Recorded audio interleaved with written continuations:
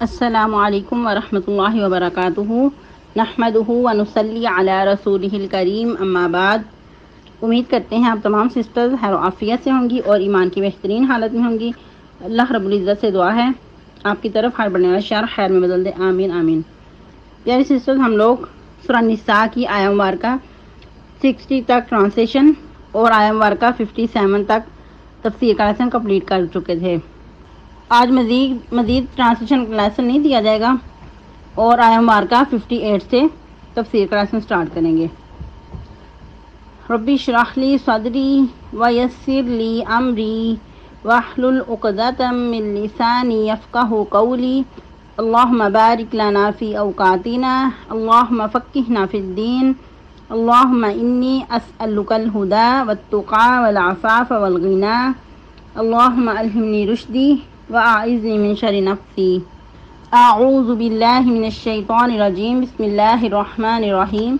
ان اللہ یأمرکم ان تؤدوا الامانات الی اہلها وإذا حکمتم بین الناس ان تحکموا بالعدل ان اللہ نعم ما یعظکم بہ ان اللہ کان سمیعا بصیرا۔ یقیناً اللہ تعالیٰ تمہیں حکم دیتے ہیں یہ کہ تم امانتیں ان کے اہل کے سپرد کر دو، اور جب تم فیصلے کرو لوگوں کے درمیان یہ کہ تم فیصلے کرو عدل کے ساتھ۔ یقیناً اللہ تعالیٰ بہت ہی اچھی نصیحت کرتا ہے تم کو۔ یقیناً اللہ تعالیٰ ہے خوب سننے والا، خوب دیکھنے والا۔ تفسیر۔ اللہ رب العزت یہود و نصارہ کے موضوع کو کنٹینیو کرتے ہوئے مزید کچھ احکامات سمجھانا چاہ رہے ہیں کہ جو عادات بد یہود کے اندر تھی ان کو آپ لوگوں نے نہیں اپنانا، اور اس آیہ مبارکہ کے جو احکامات ہیں بہت ہی زیادہ اہم ہیں، بہت زیادہ امپورٹنٹ ہیں۔ جیسا کہ یہود امانت میں خیانت کرتے تھے، عہد کی پاسداری نہیں کرتے تھے اور غلط قسم کے فیصلے کر دیتے تھے رشوت لے کر، یعنی کہ رشوت بٹور کر لوگوں کو غلط فیصلے کر کے مطمئن کر دیتے۔ اور یاد رہے کہ امانت صرف مال کی ہی نہیں ہوتی بلکہ ہر چیز میں امانت ہوتی ہے، وہ چاہے گفتگو میں ہو، چاہے مال کی ہو، چاہے کسی مشورے کی ہو، چاہے عہدوں کی ہو، تو ہر چیز میں امانت کی پاسداری کرنا ضروری ہے۔ اور یہاں تک کہ دینی معاملات میں بھی امانت کی پاسداری ضروری ہے اور دنیاوی معاملات میں بھی۔ اس آیہ مبارکہ میں بھی ہر طرح کی امانت داری کا ذکر ہے، اور یہ قرآن مجید کی بہت ہی امپورٹنٹ آیہ مبارکہ ہے۔ اور یاد رہے کہ امانت میں خیانت کرنا کبیرہ گناہوں میں سے ہے، اور یہاں تک کہ امانت میں خیانت کرنا شہادت، جن کے انسان کا شہادت کا رتبہ پا جاتا ہے تو تب بھی امانت میں خیانت معاف نہیں کی جاتی۔ جس طرح کہ ایک مرتبہ سیدنا ابو ہریرہ رضی اللہ تعالیٰ عنہ فرماتے ہیں کہ جب غزوہ خیبر سے واپسی ہوئی تو رسول اللہ صلی اللہ علیہ وسلم وادی قرا کی طرف روانہ ہوئے۔ اس وقت آپ کا غلام مدعم آپ کی اونٹنی سے پالان اتار رہا تھا کہ اچانک اس کو تیر آ لگا، تو اس کہنے کے موت واقع ہو گئی۔ تو لوگوں نے کیا کہا کہ اللہ کے نبی آپ کے غلام کو شہادت مبارک ہو، تو آپ نے فرمایا کہ ایسا ہرگز نہیں ہے، اس ذات کی قسم جس کے قبضہ قدرت میں میری جان ہے، میں نے دیکھا کہ اس کے گرد آگ کی چادر لپٹی ہوئی ہے جو اس کو جھلسا رہی ہے۔ ایسا کیوں تھا؟ کیونکہ اس نے مال غنیمت میں سے ایک چادر چرائی تھی، تو کہا کہ وہ آگ کی بن کر اس کے گرد لپٹ رہی ہے۔ جیسا کہ آپ کو پہلے بھی بتایا گیا کہ چوری چوری ہے اور اسی طرح خیانت ہے، لیکن اگر چوری ایک بڑے پیمانے پہ کی جائے تو اس کا گناہ اور زیادہ ہے۔ یعنی کہ اگر چوری کسی کی مشترکہ ملیت ہو تو اس میں چوری کرنا زیادہ گناہ ہے۔ اسی طرح جو مال غنیمت ہے یہ سب کی مشترکہ یعنی کہ ملکیت ہوا کرتی ہے، تو اگر اس میں خیانت کی جائے تو یہ زیادہ بڑی خیانت ہے، تو اس کا وبال بھی زیادہ بڑا ہے۔ تو وہ جو چادر چرائی گئی تھی وہ ابھی مال غنیمت میں تقسیم نہیں ہوئی تھی، تو ظاہری بات ہے یہ جو چوری تھی پھر سب کی مشترکہ چوری کی گئی، یعنی کہ سب کی مشترکہ خیانت ہوئی، تو اس لیے اس کا گناہ بھی زیادہ بڑا تھا۔ کہا کہ وہ جو چادر ہے وہ آگ کی بن کر اس کے گرد لپٹ رہی ہے۔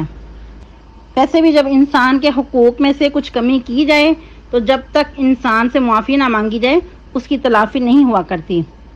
مثال کے طور پہ اگر کسی انسان کے حق میں کمی کی ہے تو جب تک اس انسان سے جا کر معافی نہیں مانگی جائے گی، اس کا ازالہ نہیں کیا جائے گا تو اس کا کفارہ ادا نہیں ہوگا۔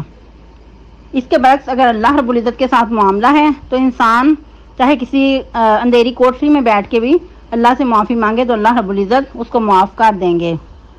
پھر مزید اسی طرح قرض ہے، قرض بھی انسانی حقوق میں سے ہے، تو شہید کو قرض بھی معاف نہیں ہے، یہاں تک کہ شہید کا خون کا قطرہ زمین میں گرتے ہی ہر گناہ معاف کر دیا جاتا ہے، لیکن جو قرض ہے وہ جب تک ادا نہ کیا جائے تو اس کی تلافی نہیں ہوتی۔ اس کے بارے میں بھی ایک بہت ہی واضح حدیث ہے کہ جیسا کہ سیدنا ابو ہریرہ رضی اللہ تعالیٰ عنہ راوی ہیں، فرماتے ہیں کہ رسول اللہ صلی اللہ علیہ وسلم فرمایا، جو شخص لوگوں کے مال لے یعنی کہ قرض لے اور اس کی واپسی کا ارادہ رکھتا ہو تو اللہ تعالیٰ اس کی طرف سے وہ ادا کر دے گا، یعنی کہ اللہ تعالیٰ اس کی مدد کریں گے اس کی ادائیگی میں۔ لیکن جو شخص اسی طرح بس بدنیتی سے لوگوں سے مال بٹورتا رہے اور اس کو ادا کرنے کی نیت نہ ہو تو اللہ تعالیٰ بھی پھر اس کی طرف سے لاپرواہی برتتے ہیں، یعنی کہ ایسے شخص کو پھر برباد کر دیتے ہیں، ایسے شخص کے مال کو تباہ کر دیتے ہیں۔ مزید دیکھا جائے تو احکام شریعہ بھی ایک امانت ہے، جس طرح اللہ رب العزت قرآن مجید میں ہی فرماتے ہیں، إِنَّا عَرَضْنَا الْأَمَانَةَ عَلَى السَّمَاوَاتِ وَالْأَرْضِ وَالْجِبَالِ فَأَبَيْنَ أَن يَحْمِلْنَهَا وَأَشْفَقْنَ مِنْهَا وَحَمَلَهَا الْإِنسَانُ إِنَّهُ كَانَ ظَلُومًا جَهُولًا، کہ بے شک ہم نے پیش کیا اس امانت کو آسمانوں اور زمین پہ اور پہاڑوں پہ، تو انہوں نے اس کو اٹھانے سے انکار کر دیا، یعنی کہ اس کی ذمہ داری باری سمجھتے ہوئے اس کو اٹھانے سے انکار کر دیا اور اس سے ڈر گئے، لیکن اس کو انسان نے اٹھا لیا۔ پھر اللہ رب العزت فرماتے ہیں، بے شک وہ بہت ہی زیادہ ظلم کرنے والا اور نادان ہے۔ سورہ احزاب آیہ مبارکہ 72۔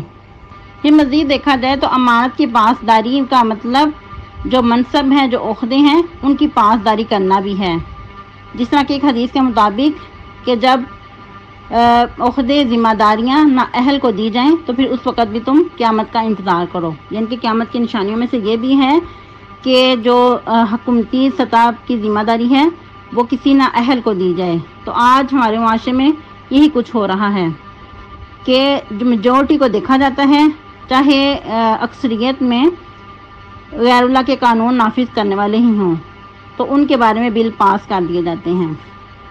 پھر مزید جہاں جمہوری قانون نافذ ہو وہاں پھر رحمتیں اور برکتیں کہاں سے آئیں؟ پھر عدالتیں دیکھ لیں، عدالتوں میں بھی بے انصافیاں ہیں اور اللہ کے قانون کی خلاف ورزیاں ہو رہی ہیں۔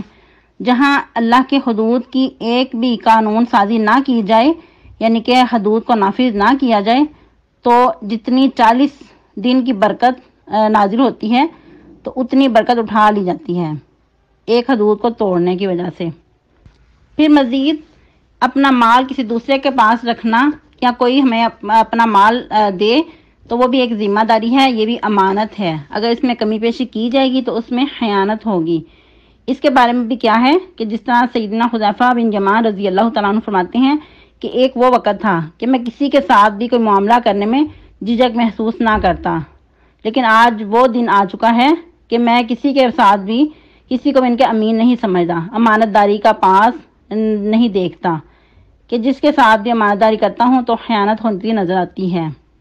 مزید آگے بڑھیں تو جیسا کہ یہود نے بھی کفار کو کیا کہا تھا کہ تم مسلمانوں کی نسبت زیادہ ہدایت یافتہ ہو، تو یہ بھی ایک ذمہ داری دوسرے کو دینا، یعنی کہ غیر جو ذمہ دار ہیں ان کو کہنا کہ تم یہ زیادہ اچھے طریقے سے نبھا رہے ہو یا تم اس کے زیادہ مستحق ہو۔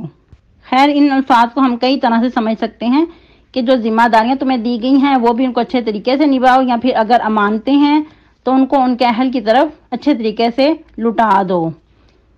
یہ آیہ مبارکہ کے الفاظ بہت ہی زیادہ میننگ فل ہیں۔ کیا پتہ چلتا ہے کہ ہر انسان ذمہ دار ہے، یہاں تک کہ اگر کوئی استاد ہے وہ ذمہ دار ہے، اس کو جو ذمہ داری دی ہے اس میں امانت داری کے ساتھ اس کو معاملات کرنے چاہیے۔ اسی طرح اگر کوئی شاگرد ہے تو اس کو بھی مکمل امانت داری کے ساتھ سب کچھ مکمل کرنا ہوگا۔ اسی طرح اگر کوئی گھر میں شوہر ہے یا بیوی ہے یا بچے ہیں تو ان کو بھی مکمل ذمہ داری نبھانی ہوگی، جس طرح کہ آپ صلی اللہ علیہ وسلم نے کیا فرمایا، ہر شخص ذمہ دار ہے اور اس سے اس کی ذمہ داری کے بارے میں پوچھ ہوگی۔ تو ہم سب کو اپنا جائزہ لینا ہوگا کہ ہم اپنی اپنی ذمہ داری کس طرح نبھا رہے ہیں۔ پھر مزید آگے بڑھتے ہیں، وَإِذَا حَكَمْتُم بَيْنَ النَّاسِ أَن تَحْكُمُوا بِالْعَدْلِ، پھر اللہ رب العزت فرما رہے ہیں جب تم فیصلہ کرو لوگوں کے درمیان یہ کہ انصاف کے ساتھ فیصلے کرو، عدل کے ساتھ۔ اب اس کے بارے میں اگر مزید دیکھیں، بہت ہی پیاری حدیث مبارکہ ہے، جیسا کہ نبی رحمت صلی اللہ علیہ وسلم فرماتے ہیں کہ انصاف کرنے والے اللہ کے نزدیک ہوں گے، یعنی کہ رحمان کے دائیں طرف نور کے ممبروں پہ ہوں گے۔ اور ویسے تو رحمان کے دونوں ہاتھ ہی دائیں ہیں، جو اپنے فیصلے کے وقت اپنے اہل میں اور اپنی رائے میں انصاف سے فیصلے کرتے ہیں، یعنی کہ ایسے لوگ نور کے ممبروں پہ ہوں گے۔ اور ایک اور حدیث میں یہ بھی آتا ہے کہ انبیاء بھی ان پہ رشک کریں گے۔ ویسے تو انبیاء کے مقام بھی بہت ہی بلند و بالا ہیں، لیکن ایسے لوگوں کو ایسا پروٹوکول دیا جائے گا کہ سب لوگ بھی ان پہ رشک کریں گے، حتیٰ کہ انبیاء بھی ان پہ رشک کریں گے کہ اتنا اعزاز ان کو کیوں دیا گیا ہے، کیا ان کے اندر ایسی خصلت ہے۔ مزید ایک حدیث مبارکہ سیدنا ابو ہریرہ رضی اللہ تعالیٰ عنہ فرماتے ہیں، رسول اللہ صلی اللہ علیہ وسلم نے فرمایا، قیامت کے دن اللہ تعالیٰ 7 قسم کے آدمیوں کو اپنے عرش کے سائے میں جگہ دیں گے۔ سرفرست ان میں ایک عادل امام بھی ہے کہ جو اپنے معاملات فیصلے انصاف کے مطابق کرتے ہیں۔ باقی جو مزید 6 کیٹیگریاں ہیں وہ آپ لوگوں نے بتانی ہیں، کیونکہ بارہا آپ لوگ یہ حدیث سن چکے ہیں، بہت ہی خوبصورت حدیث ہے اور ان کی روشنی میں ہمیں اپنا جائزہ بھی لینا ہوگا۔ خیر، امانت کی اور انصاف کے فیصلے کرنے کے بارے میں بہت زیادہ احادیث مبارکہ ملتی ہیں، تو آپ مزید اس میں اور بھی ایڈ کر سکتے ہیں۔ جیسا کہ سیدنا انس رضی اللہ تعالیٰ عنہ بھی فرماتے ہیں کہ بہت کم ایسا ہوا کہ آپ صلی اللہ علیہ وسلم اپنے خطبہ میں یہ ارشاد نہ فرماتے، یعنی کہ آپ لوگوں کا ہوم ورک ہوگا کہ آپ صلی اللہ علیہ وسلم اپنے یعنی کہ خطبات میں کیا ارشاد فرماتے، وہ آپ لوگوں نے ضرور ریسرچ کر کے بتانا ہے، بہت ہی زیادہ قیمتی الفاظ ہیں۔ خیر، مزید آگے بڑھتے ہیں، اپنے لیسن کو کمپلیٹ کرتے ہیں۔ ان اللہ نعم ما یعظکم بہ، بے شک اللہ تعالیٰ تمہیں بہت ہی اچھی نصیحت کرتے ہیں۔ اب دیکھیں کہ شروع میں بھی اللہ رب العزت نے فرمایا ان اللہ یامرکم، کہ اللہ تعالیٰ تمہیں حکم دیتے ہیں۔ ادھر بھی اللہ تعالیٰ فرما رہے ہیں کہ یہ سارے احکامات جو آپ کی طرف ارسال کیے جا رہے ہیں، یہ اللہ تعالیٰ تمہیں بہت اچھی نصیحت کرتے ہیں، یہ تمہارے ہی بلائی کی باتیں ہیں، تمہارے ہی فائدے ہیں اس میں۔ پھر مزید اللہ تعالیٰ فرماتے ہیں ان اللہ کان سمیعا بصیرا، یقیناً اللہ تعالیٰ بہت ہی زیادہ سننے والے اور بہت ہی زیادہ دیکھنے والے ہیں۔ اس کے بارے میں مزید مجھے ایک آیت مبارکہ یاد آئی، بہت ہی خوبصورت وہ بھی آیت مبارکہ ہے۔ اللہ رب العزت فرماتے ہیں اپنے بہت ہی پیارے بندے کو پکارتے ہوئے، یا داود انا جعلناک خلیفۃ فی الارض فاحکم بین الناس بالحق، اے داود بے شک ہم نے تمہیں خلیفہ بنایا ہے زمین میں، تمہیں جانشین بنایا ہے زمین میں، تو تم فیصلے کرو لوگوں کے درمیان ساتھ حق کے، یعنی کہ حق میں مبنی فیصلے کرو۔ ولا تتبع الہویٰ، اور نہ اپنی خواہشات کی پیروی نہ کرنا۔ فیضلک عن سبیل اللہ، ورنہ تمہیں کیا ہوگا کہ بھٹکا دیا جائے گا اللہ کی راہ سے۔ اب دیکھیں داؤد علیہ السلام بہت ہی برگزیدہ نبی تھے، تو اللہ رب العزت ان کو کیا فرما رہے ہیں کہ لوگوں کے درمیان جو فیصلے کرو گے تو حق میں مبنی کرنا، کیونکہ ان کو بہت بڑی ذمہ داری دی گئی تھی۔ تو پھر بھی اللہ تعالیٰ ان کو فرما رہے ہیں کہ اپنی خواہشات کی پیروی نہ کرنا، ورنہ تم اللہ کے راستے سے بھٹک جاؤ گے۔ پھر مزید ان الذین یضلون عن سبیل اللہ لہم عذاب شدید، بے شک وہ لوگ جو بھٹک گئے ہیں اللہ کے راستے سے ان کے لیے عذاب ہے درد سخت۔ لہم عذاب شدید بما نسوا یوم الحساب، ان کے لیے بہت سخت عذاب ہے اس وجہ سے کہ انہوں نے حساب کے دن کو ہی بلا دیا ہے۔ استغفر اللہ۔ یہ آیت مبارکہ سورہ صاد کی ہے، 26 آیت مبارکہ۔ تو اس آیت مبارکہ کا لب لباب کیا ہے کہ انسان اگر ذمہ داری کو پورا کرے گا اور فیصلے جب کرے گا کسی کے درمیان، چاہے وہ اپنی گھریلو زندگی ہو یا کہیں باہر کی زندگی ہو، تو یہ اللہ کی جو قوانین ہیں ان کے مطابق انسان راہ راست پہ چل رہا ہے، ورنہ انسان کیا ہے کہ رستے سے ہی بھٹک جائے گا۔ تو یہ اللہ کی طرف سے یہ فرامین ہے، ان پہ عمل کرنا انسان کے لیے از حد ضروری ہے، کیونکہ اللہ تعالیٰ مکمل انسان پہ نگران ہے، سن بھی رہے ہیں جو کچھ وہ کر رہا ہے، جو کچھ بولتا ہے یا جو بھی اعمال کر رہا ہے، اللہ تعالیٰ ان کو اچھی طرح دیکھ بھی رہا ہے، کیونکہ اللہ تعالیٰ تمام نگاہوں کا ادراک کرتے ہیں، ہر نگاہ پہ اللہ تعالیٰ کی مکمل نگاہ ہے۔ آج کے لیے اتنا ہی کافی ہے، آپ لوگوں نے اچھے سے یاد کرنا ہے، اور بہت معذرت کہ آج لیسن آپ کا بہت لیٹ ہو گیا، تو آپ لوگوں نے مکمل ذمہ داری کے ساتھ لیسن یاد کرنا ہے اور سنانا بھی ہے، اور انشاءاللہ کوشش کریں گے کہ آج عشاء کے بعد آپ لوگوں کا جو رزلٹ ہے وہ اناؤنس کر دیا جائے۔ سبحانک اللہم ربنا و بحمدک نشہد ان لا الہ الا انت نستغفرک و نتوب الیک۔ والسلام علیکم ورحمۃ اللہ وبرکاتہ۔